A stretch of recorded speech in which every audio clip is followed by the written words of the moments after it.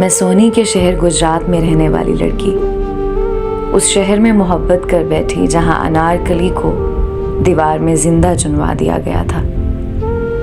आज से 1 साल पहले फेसबुक पर मुझे लाहौर के रहने वाले लड़के से प्यार हो गया। हमारी कभी मुलाकात नहीं हुई थी, लेकिन हम एक दूसरे से बहुत प्यार करते थे। जॉब की वजह से काफ़ी मसरूफ़ रहता था, तो मैं उसके फ्री होने का इंतज़ार करती थी। लेकिन फिर भी हम में सब ठीक चल रहा था। कुछ अर्सा पहले गलतफहमी की वजह से हम में लड़ाई हो गई।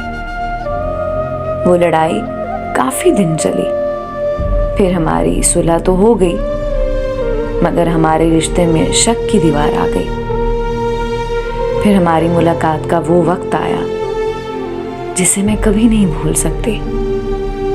मुलाकात पर उसने मुझे एक खूबसूरत रिंग पहनाई। उस मुलाकात के बाद कुछ दिन सब ठीक चला और फिर वो बदलने लगा। मुझे वक्त देना बंद कर दिया। कहने लगा कि तुम्हारे अलावा भी मुझे बहुत काम होते हैं।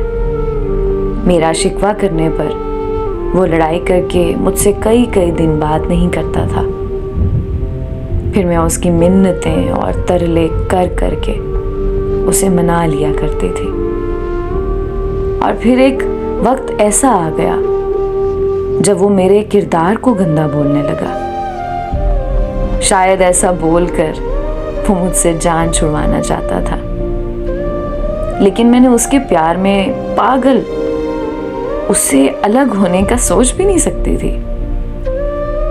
मेरी लाखों कोशिशों के बावजूद भी मैं नाकाम हो गई और उसने मुझे छोड़ दिया। मैंने बहुत मिन्नतें की, उसकी बहुत तरले किए, मगर उसने मेरी एक ना सुनी।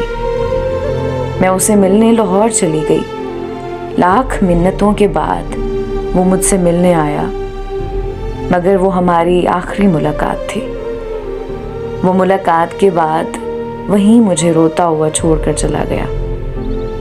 मैं पागलों की तरह मैसेज और कॉल करती रही, मगर उस पत्थर दिल ने मेरी एक ना सुनी। मैंने फिर 3 माह बाद एक दोस्त के नंबर से राब्ता किया, तो उसने साफ कह दिया कि मैं उसके लिए कोई मायने नहीं रखती। इतना कुछ हो जाने के बावजूद भी मुझे उससे नफरत नहीं हुई। उसकी याद मुझे हर पल सताती है। मैं सजदों में रो रो कर दुआएं करती हूँ कि किसी तरह वो मेरे दिलो दिमाग से निकल जाए।